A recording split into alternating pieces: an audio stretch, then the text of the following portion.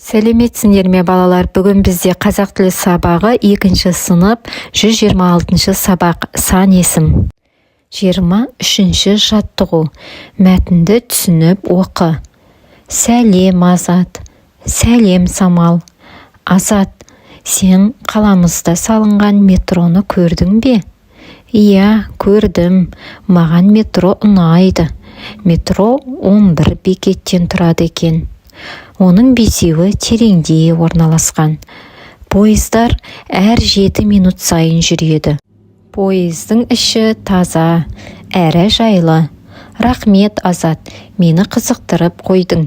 Міндетті түрде барып көремін. Мәтіннің авторы Жұмабай Қайранбай. Балалар, мәтін мазмұны бойынша бір-біріңе сұрақ қойыңдар. Мәтіннің сан есімдерді тап, оларға сұрақ қой. Енді мәтін мазмұны бойынша сұрақ қояйық. Метро неше бекеттен тұрады? Пойыздың іші қандай? Мәтіннен сан есімдерді табайық. 11. Яғни метро неше бекеттен тұрады? 11 бекеттен тұрады. 5-еуі тереңде орналасқан. Нешеуі тереңде орналасқан? 5-еуі. Неше минут сайын жүреді? 7 минут сайын жүреді. 24-ші жаттығу. Өлеңнің алғашқы 4 жолын көшіріп жаз. Сан есімдердің астын сыз. Бір топ бала тоғаннан 15 балық ұстадық. Бөліскенде оларды әркімге тиді 3 балық. Сынайын бір, ал сені бала саны қанша еді? Сұлтан Қалиұлы. Өлеңдегі сан есімдер 1, 15, 3, 1. Өлең саған ұнай ма?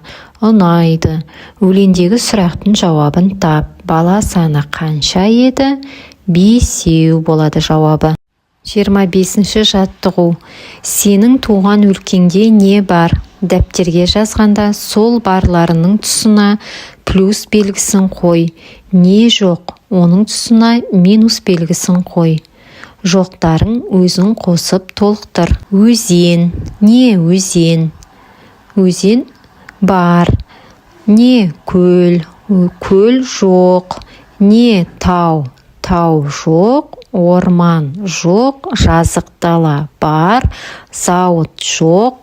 Метро жоқ. Стадион бар. Мұражай бар. Субұрқақ жоқ. Кітапхана бар. 26-шы жаттығу. Саған алыстан бір қонақ келді дейік. Сен оған туған өлкеңнің қай жерлерін көрсетер едің? Мен туған өлкемнің мұражай және кітапхананы, сонымен қатар жастар саябағын көрсетер едім. Ал оның туған өлкесі туралы не білгің келеді? Осындай сұрақтар арқылы бір-біріңмен сұхбаттасыңдар. Сенің өлкеңде не бар? Сенің өлкеңнің табиғаты қандай? Мен сенің өлкеңе барсам, қайда апарар едің деген сұрақтарды қояр едім. 27-ші жаттығу. Ребусты шешуіндегі сөзді қатыстырып, сөйлем құрап жаз. Бізде ребуста бір қазан деген сөз шығады. Бір қазан өте ірі құс. Осымен сабақ аяқталды. Сау болыңдар балалар.